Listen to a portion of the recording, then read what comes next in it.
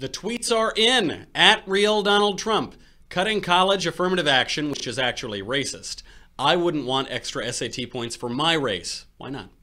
Hashtag affirmative action is just a fancy term for reverse discrimination. We need to end discrimination in all forms against all people. Good idea. Good. It's about time we eliminate the soft bigotry of low expectations. Hashtag affirmative action. I'm confused, liberals. Is it okay or not to treat people differently based on the color of their skin? Wednesday wisdom. It's good wisdom. Martin Luther King Jr. dreamed of a day when people weren't judged by the color of their skin. End affirmative action. Leftists, dismantle systemic racism now. Right. Okay, let's end affirmative action. Leftists, wait, well, some systemic racism is okay. Sorry, libs, we will no longer give privileges based on race, but rather on the content of people's character. Hashtag affirmative action is a racist cancer, paternalistic whites who think blacks can only get ahead if they're given a head start. Toxic. You tell them. On Tuesday, the New York Times reported that the Trump administration is preparing to investigate and sue universities over affirmative action admissions policies, which discriminate on the basis of race, on the meager grounds that those policies discriminate on the basis of race. What bigotry? Plus, roaming millennial, Zoe Rachel, and Louder with Crowder's Not Gay Jared join the panel of deplorables to talk about the stock market's predictable drop to an historic high, the president's running roughshod over environmental regulations to build the wall, and speaking of aliens, NASA's new planetary protection officer to save Earth from E.T. I'm Michael Knowles. This is The Michael Knowles Show.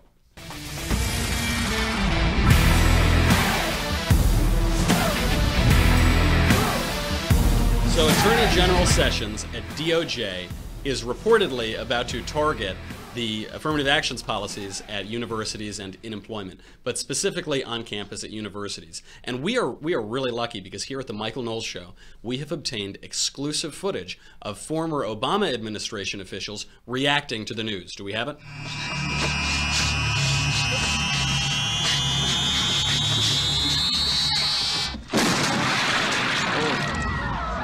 That is really gory. That's too bad for them. Well, they're at least out of office now. You know, before his head exploded, the Obama DOJ employee Vanita Gupta said this about the reported policy change. Yet again, the Sessions Justice Department, led by the political leadership and marginalizing the career employees, is changing course on a key civil rights issue. Now, he's making a point about affirmative action, but it's really interesting, the other point he makes, which is that the political leadership, you know, the people put in place by our elected representatives, are undermining the career bureaucrats who have been governing us with no accountability for decade upon decade, because apparently there are benevolent betters. They're the technocrats who can tell us how to live our lives better than we can live them ourselves. But then he's also making the point that this is a terrible change for civil rights and so on. Let's allow Attorney General Sessions to speak for himself on the issue.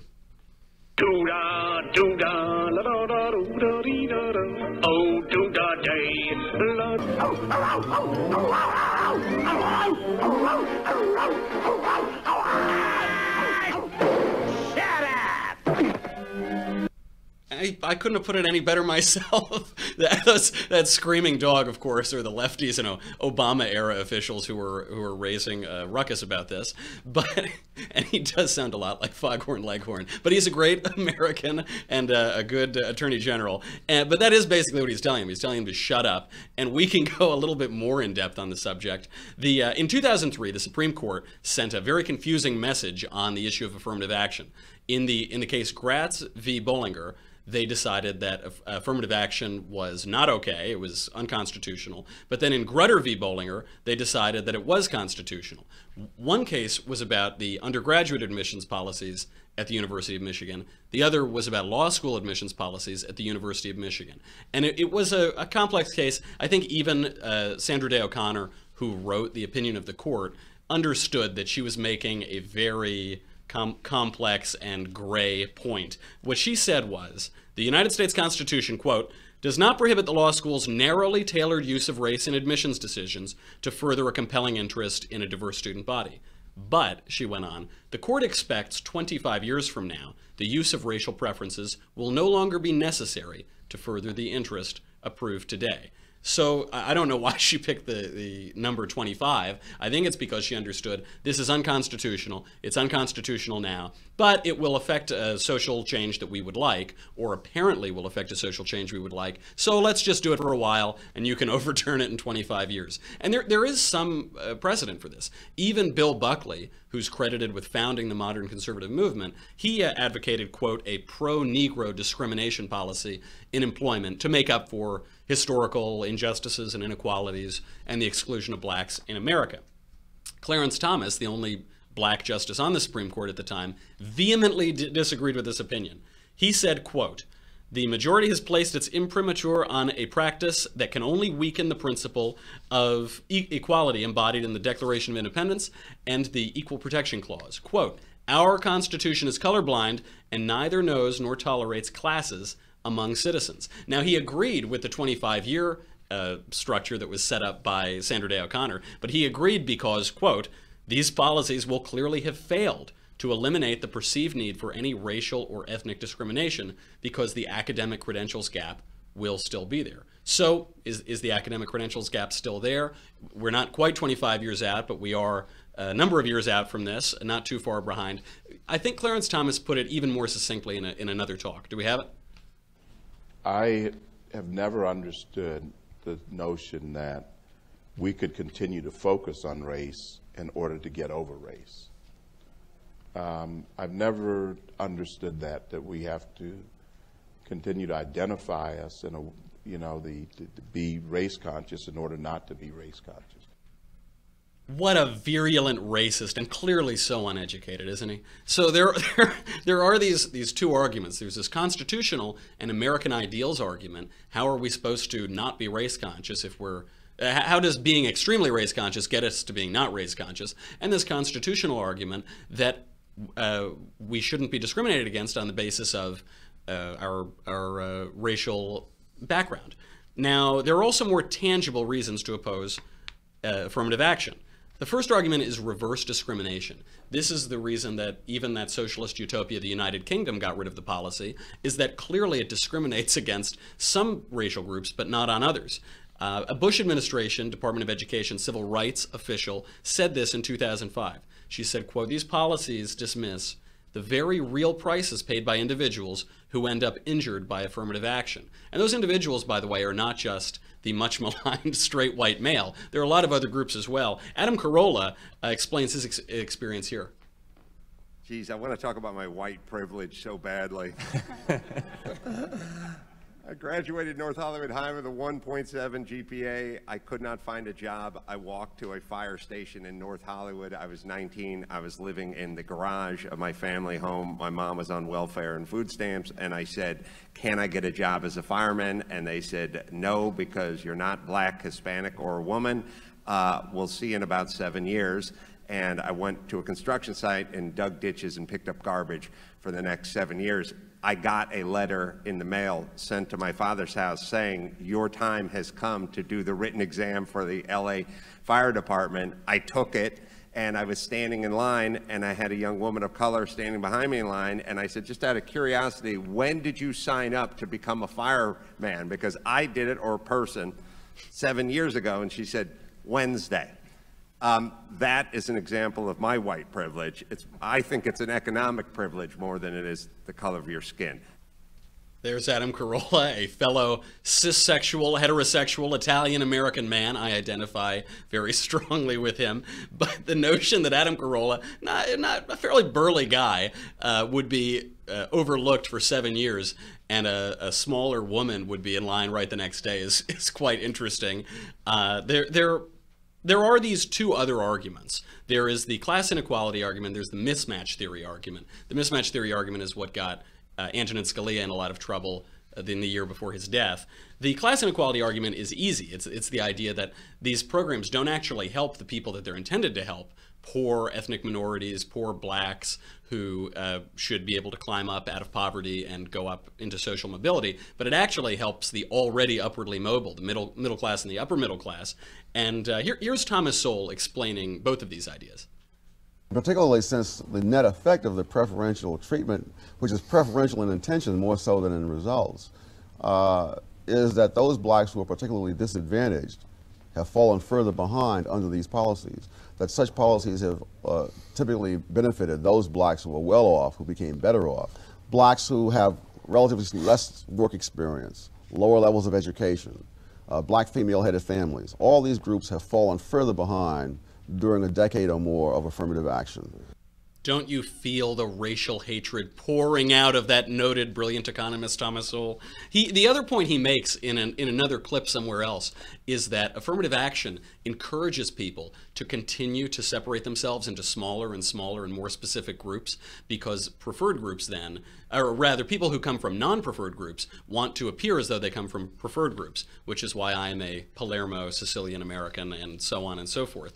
And this ultimately leads to that intersectionality hierarchy where we need to decide if a black transgender Jewish Muslim is more oppressed than a Persian pygmy who rides horses or something to that effect.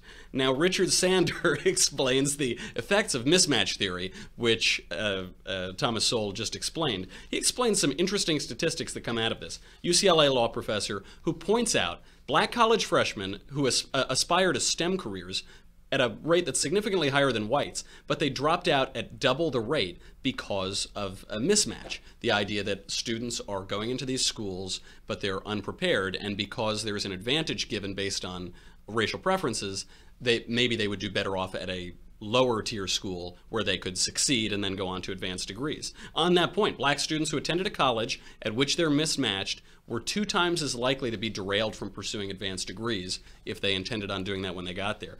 1/2 of black college students rank in the bottom 20% of their classes, the bottom 10% in law schools, also explained in part by mismatch. Black law grads are 4 times as likely to fail the bar exam, and Sanders says that the mismatch explains at least half of this gap. Campuses with lower academic mismatch are also significantly more likely to be socially integrated, because people tend to be attracted to people of their intellectual peer group, and so campuses where people are of roughly the same academic caliber tend to be more socially integrated across all criteria, including race and ethnicity. And then here's the craziest statistic of all. After UCLA dropped its affirmative action, the total number of black and Hispanic students who received bachelor degrees was exactly the same for the next 5 years as it was for the 5 years before the change. There was no change. And the explanation for this is, while there may have been fewer students from certain demographics, the dropout rate dropped significantly, so you had the same number of students actually graduating, and obviously there are a lot of other factors that come too, which is saving lots of money, not taking out needless student loans, being productive during those work years. So, with that, we bring on our panel of deplorables. Do we have them? We have Not Gay Jared from Ladder with Cratter, we have roaming millennial from everywhere else on the internet, and we have the one and only Zoe Rachel. Now, fortunately for us, we have a member of a much persecuted minority on our panel today, so I'd love to hear from him. Not Gay Jared, as a not gay American, do you think it is time to finally end affirmative action? Oh, I think it's fine, Tom. I think it's mind-boggling that people are just now waking up and realizing this is an issue. You know, we've talked about that on our show for a long time. People get screwed the most are whites and Asians, almost indefinitely. Poor roaming. Poor roaming millennial. Yeah, I wouldn't count mine. I was not discriminated against. But my ovaries, so it bounced. Oh, that's right. That is true. I forgot you had those persecuted ovaries, you lucky duck. Yeah. That's very interesting. I mean, Zoe, what do you think? Do you think there's a role for affirmative action in 2017? Has it served its purpose? Has it done absolutely nothing? Has it made things worse?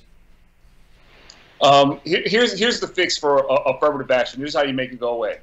Any white person who's concerned about affirmative action, this is what you got to do. Or if you want to get your job, or you work at the fire department, or anything like this is what you do. All you got to do is just tell them that you're a black woman. I don't care who you are. Just tell them that you're a black woman. Oh, what are they going to use? Are they going to use the application of objective biological science to prove that you're not? You know, that stuff doesn't work. That is so smart, though, because I've been tanning a lot. I go to the beach very frequently in LA, and because I'm Sicilian, I can become almost Hispanic. I can become trans-Hispanic, but I don't even need to do any of that. I can just become a black woman. Yeah, see, there you go. You know, a simple fix, man. That's what we try to do, is make things simple. But if I can say really quick, man, the funny thing is about affirmative action is that I have never met a black person yet who claims to have needed it. Yeah. Now, if you right, it's like, oh, you got this, you got into school, you got this job because you're black. No, I didn't. I got this because I'm talented, because I'm smart. Now, the rest of them Negroes may have needed affirmative action, but I didn't. But not me. Now, there's also this amazing side to it, which is, when I was at college only 5 years ago, and at Yale, some of the 10, 15 smartest people there were from ethnic minorities, but there was this awful cloud over it because you think, well, possibly they got where they are because they're black or because they're Hispanic or something. And it isn't that fair to these people who are really smart and talented, but they have this cloud hanging over them because of legalized discrimination. Absolutely. Now, roaming, I'm sorry, go ahead. Oh, and I say it's not fair to the people who didn't deserve to be there, who you're essentially setting up for failure. Yeah, that failure and you debt. Get dropout rates and debt, a tremendous amount of debt. Yeah, that's a great point. Roaming. I mean, we're at a debt crisis in the United States, particularly among young people with these awful student loans, $250,000 loans. Don't we think that compassion here is clearly misguided? Yeah, and exactly, and you bring up a really good point talking about the average graduation rates of some of these minority groups.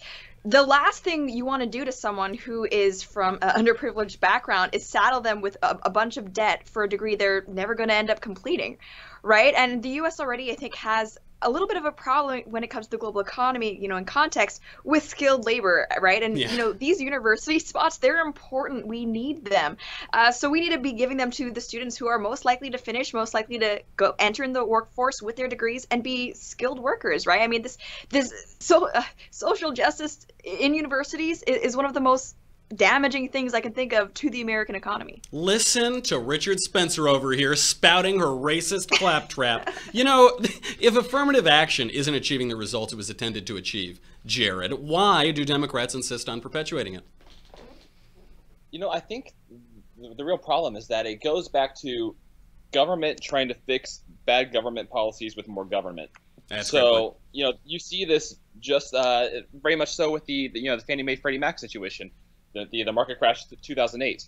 They're trying to fix over-regulation with more overreach and over-regulation. So, I think if you were to wind the clock back for some of these students who maybe did stand a shot at getting into these universities on their own merit, school vouchers, for instance. Steve and I talk about this on the show all the time. We've yet to hear a real solid argument against school vouchers. So, say these students could get out of the ghettos, get out of the places, go to schools that actually provide real education and real training that aren't, in the dumps and claiming to be underfunded all the time.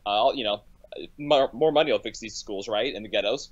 They stand a chance, I think, of actually earning their merit to get into these colleges and actually set themselves up to be much more successful than just, as we talked about, failing, dropping out, and being stuck with a crap ton of student loans. That's right. This happened in my own hometown. Mayor de Blasio of New York, in a payoff to the teachers' unions, tried to target the charter schools. And there was vicious pushback because it was the only shot for mostly black, heavily impoverished areas to get out of poverty and to have a shot of going to a good school and getting a good career and so on and so forth. Yeah, that is really incredible. So it's just, the government creates a problem, and then there's more government to solve the problem, and then there's more government to solve that problem. Zoe, where does it end? Well, it doesn't end because the issue adds up mainly to two things: money and votes. So as long as we keep this affirmative action narrative going, as long as we keep this racial stripe narrative going, that's what you're going to get. You're going to get money and votes, and they know how to keep this thing going. That's really interesting. And what do you think, though, about these awful racists, Clarence Thomas and Thomas Sowell? It is pretty incredible to watch both of these guys, some of the smartest guys in the country, saying, very much as Frederick Douglass said, "Leave us alone. Stop trying to help." That's really what it comes down to. The thing is if they would just leave us alone, we would have we'd have a pretty good chance to catch up. I don't know if you might have seen some of us sprint sometime. We've got some pretty explosive nature to be able to catch up if you just get out of our way. That's all we ask. Or really, that would be all we ask. But unfortunately, there is a system that keeps programming us to believe that you have to keep asking. You need this white. You need the cycles of dependency. You have no will or talent of your own. Yeah, absolutely. Now We have to say goodbye to Facebook and YouTube. I know you want to watch more. I know you want to hear more from these guys, but you're too cheap. So what you need to do is go over to dailywire.com right now and subscribe. It's only $10 a month or $100 a year. Very, very little. It's more money than I make here, but it's not a lot of money for most of the population. And you'll get the Leftist Tears Tumbler. The Leftist Tears Tumbler keeps your leftist tears hot or cold, always salty. Plus, you'll get to hear us talk about all of the important news of the day, but only if you go over there. So go and subscribe right now, dailywire.com. We'll be right back.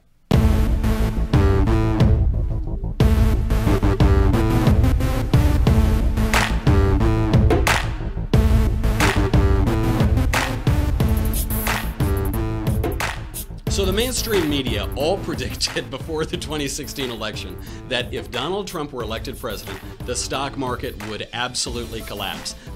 I just Googled stocks if Trump is president. CNBC, NBC, New York Times, CNN, they all predict one quote: the stock market would almost certainly tank. Do we have right now a live view from the floor of the New York Stock Exchange?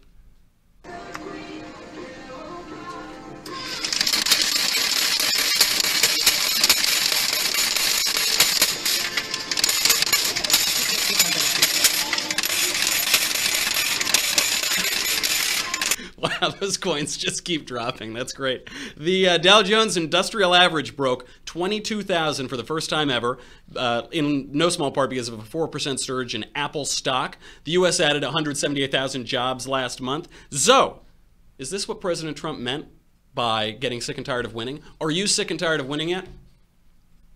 Man, what? Why you gotta ask me about the start? Do I look like Charles Payne?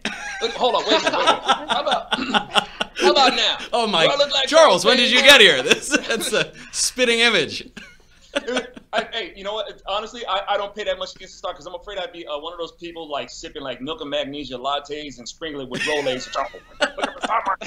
But you know, I remember, but you know, it looks like I don't know. I guess Boeing is doing pretty good, and Trump talked about Boeing or the aircraft industry doing well under his administration, and looks like with Boeing that's reflecting that.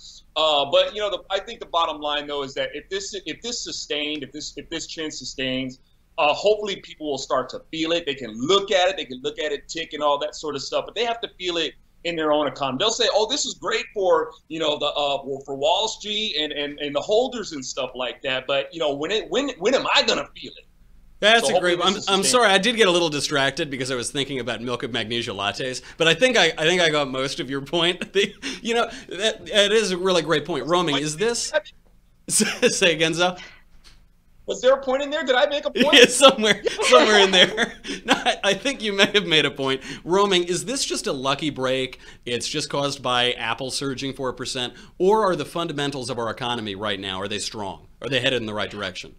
I think they definitely are headed in the right direction. I think this goes to show that no matter how much you call someone sexist, racist, a bigot, and an Islamophobe, turns out markets don't really care, right? And if we look at President Trump's his initiative toward jobs, I think that's one area where he's really, you know, made an effort to keep his campaign promises. I mean, we see that he's repealed, I think it's 16 regulations for every new one introduced toward businesses, and I think that's definitely a step in the right direction. And what's funny is that all of these news outlets who were so keen to get the message out that if Donald Trump is elected, it's going to be economic doomsday. Now that we're actually seeing successes in the markets, we're seeing great job creation, lowest unemployment we've had in a long time, they're very silent on the issue. They are very quiet. That is a great. Why are they so quiet? You know, they all got it wrong, almost to a man. Not Gay Jared. Is it because they are deceptive, or are they just extremely stupid? Well, they're one and the same, I think, on this issue. But I think it's not an either-or question with the mainstream media. Why pick if you don't have to? But you know, it's a really hard thing to comment on because it's just so volatile. You know, it could be up today, down tomorrow, and it's kind of hard to wait. Does that say EP of Louder with Crowder on my lower third? I'm the Morning Grinders host. Louder with Crowder is just a side. What is? Yeah, I've never even heard of Louder with Crowder. I only subscribe to Morning Grinders. Exactly. Marshall, this is a huge oversight. Jared, I'm sorry. And I'm just really shocked, actually, that you know, Apple's doing well. That's actually more shocking to me than anything else in this study. That's true. Do we have a live view of Twitter's stock? Is this still just burning? Just in free fall? Yeah, it's actually through the bottom of the floor, I think. Yeah. This is right when I get verified, Twitter's going to go out of business. That's terrible. Exactly. I guess I got verified for not writing a book, so Yeah, I guess See, I've applied to them like 3 times. I've been rejected each time. You're One day I kidding will me. get them. No. Roaming like Millennial is way more 36,000 famous than me. Or that's wow. All right, now I see why that company's failing. Okay, we got to move on. The Department of Homeland Security says it will waive more than 36 laws and regulations, most related to environmental review and the protection of wildlife, as it pushes to build the border wall with Mexico. We go now to Sarah McLaughlin for a reaction. I will be there for you. While you take the time in the... Thank you, Sarah. That was a stirring report. Nake Jared, is this an example of President Trump cutting through red tape, or is this lawlessness from the White House? Oh gosh, here's the thing. There's always going to be just mountains of red tape with this. And I think when the leftists realize they can't make an argument on the immigration front, it's just a natural shift to say, oh, but they're climate, change reasons to shift, away from the border wall. I remember Jeff Corrin, like a month ago, was saying, if we build this wall, it's really going to mess up the birds. I don't know if you know what happens when birds encounter, objects in the wilderness, such as a wall, but they tend to fly over them. They fly. I've never heard that. Are you a science denier, Nake Jared? I've never heard of that. I'm not a birdologist. I've heard about that. I think that's the word. I think that's the right word. Experience tells me they'll be all right. So this is just leftists getting their own way. I mean, it's perfect for them, right? Because it's something they oppose, and they can relate it to climate change. It's just a tactical shift. Yes, exactly. But they get in their own way with this kind of stuff as well. You can't build solar panels in the Mojave Desert because of some stupid endangered turtle. So, tortoise. Man, that was rude of me. Speciesist. It's a huge, you rampant speciesist. It's my greatest crime against humanity. But no, I think Trump's going to have to do some of these things to cut through the BS, or at least maybe talk about some of the funding for these programs and these people who want to just rail on the climate change issue for the wall. Because I think you're going to find most of it's unfounded, and it doesn't make any sense. I have to push back on your speciesism, Nake Jared. Roaming, if securing our borders might endanger half a dozen chupacabras, shouldn't we just completely abandon the project? Well, that's a great point, right? This is about priorities. We have arms traffickers, drug traffickers, documented like criminals who we've sent back and keep coming over, but places like the EPA, oh, well, there's this species of rabbit that likes to, hop back and forth this area, therefore we shouldn't do it. Really? Is that a legitimate argument against this? And I think, if nothing else, it proves the point that, hey, walls do work in restricting population movement, right? That's a very good point. One time I was working in local politics. I was advising a company on how to build in this middle of nowhere New York, and we had to halt the entire project. Would have brought a lot of jobs in because of a rattlesnake, which last time I checked we don't want. We want to get rid of them. We want to kill them. Apparently we had to stop the whole They are a nuisance. They are a pest. So does Trump? I'm sorry. Go ahead.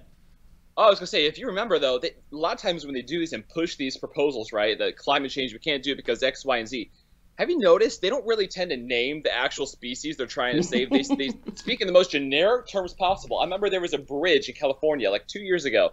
They built a new one because the old one was rusted out, and they had to tear down the other one.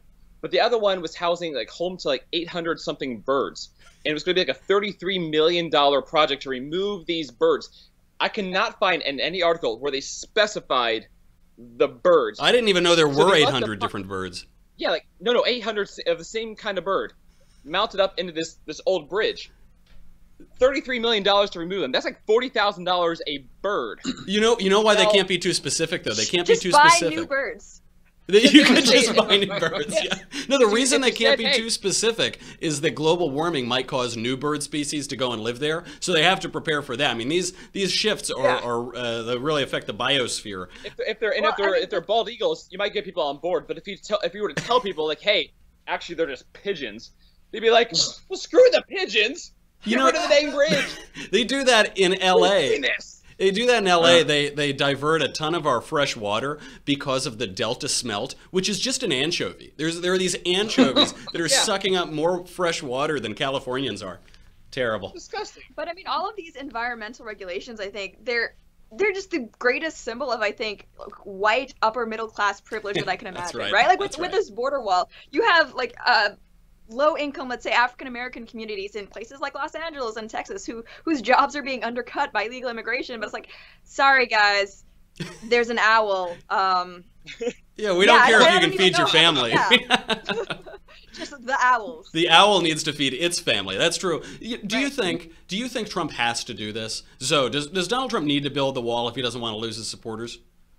You know, I think I'm going to get a lot of people mad at me when I say that. I haven't really been a big build the wall guy. I'm not against it. Yeah. My whole thing is just like, look. You care more about the owls. I understand. I'm with you, Zoe. You know, they're cute and cuddly. You know, despite all who. Anyway, you know, my thing is stop giving out the goodies that they come over for. You know, but the education, the healthcare, the jobs and stuff like that. Stop leaving out the sugar. So, you know, that way, you know, they stop losing the incentive to come over. And if you do see some people trying to sneak into our country from there, even though they know they're not going to get anything, chances are that person trying to sneak in is probably trying to blow something up, or is sneaking in a culo full of cocaine. That is a good test. One of those very bad, one very good. I'm kidding. They're both terrible. They're terrible. Roaming, does he have to build the wall? You know what, I'm kind of like Zoe, right? I mean, I'm not someone who thought like, oh, wall would be a great idea before it was mentioned. But, you know, when you think about it, it does kind of make sense. Like, hey, you have this border. It's very porous. You have a lot of movement going back and forth unauthorized. Why not? And to me, it's not just about the actual physical wall. It's about, you know, hey, patrols, greater monitoring, things like that. I think Trump does need to build it. You know, it's something that he campaigned on greatly. I think it's something that a lot of people who are feeling like rule of law doesn't apply in America anymore. It's something that they're counting on. And you know what? There's a lot of that portion is already walled anyway. It's not as I think as huge a project as some people are making it out to be, acting as if there's like no separation at all going on. I think he does need to do it. Well, you know, speaking of the threat from illegal aliens, NASA is currently seeking to hire someone with a secret security clearance and, quote, advanced knowledge of planetary protection to lead the agency's planetary protection capability. Now, this appears to be a change in course from NASA's primary duties under President Obama. Do we have that interview? When I became the NASA administrator, or before I became the NASA administrator, he charged me with 3 things. One was he wanted me to help re-inspire children to want to get into science and math. He wanted me to expand our international relationships. And third, That's really important. Zoe, which poses a greater danger to the United States, extraterrestrials or Muslim terrorists? Muslim extraterrestrials. Oh, I'd forgotten that third category. and I like having George Jefferson as the dude who's going to do that for him. Weezy, they coming. Here comes ET to bring us his space aids.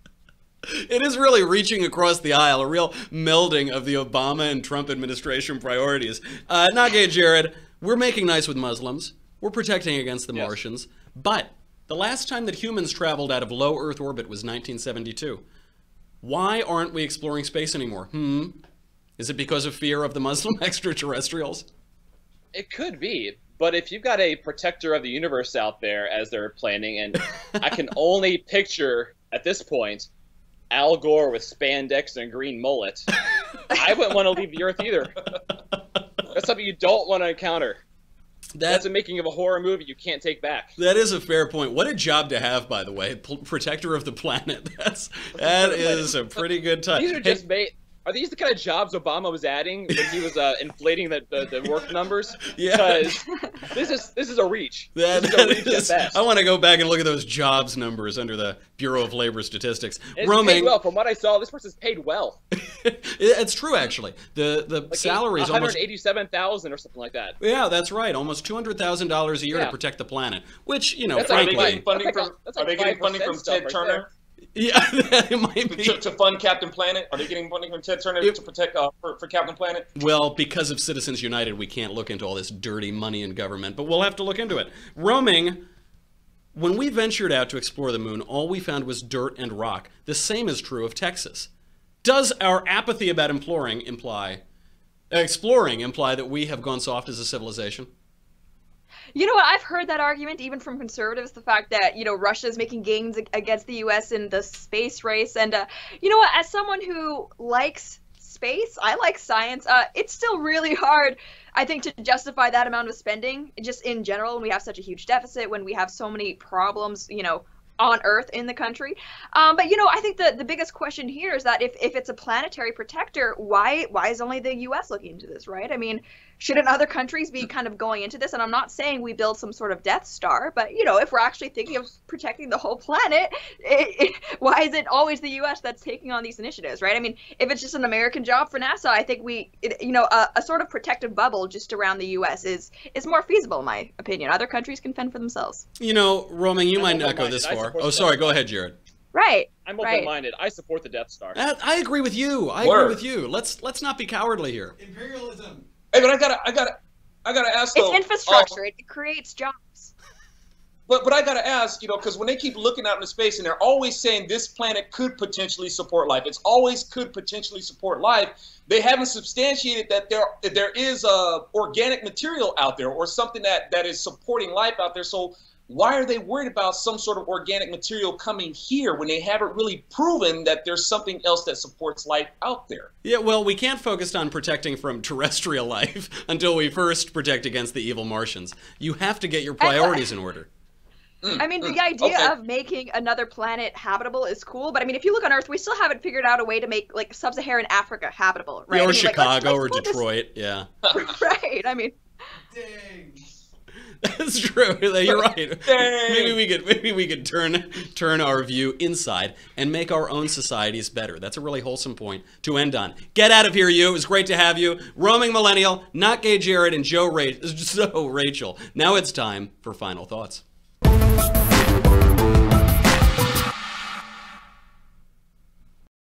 Like so many government initiatives, a legal structure that began with apparently good intentions has wrought unintended consequences that are unjust, not merely to certain disenfranchised groups, but even to the people it intended to help. The road to hell is paved with good intentions. These statistical, moral, and legal arguments to end affirmative action are overwhelming, but here's the simplest. The Justice Department is entrusted with the responsibility to stop discrimination and protect civil rights for everybody. Perhaps, finally, it ought to be able to do just that. I'm Michael Knowles. This is The Michael Knowles Show.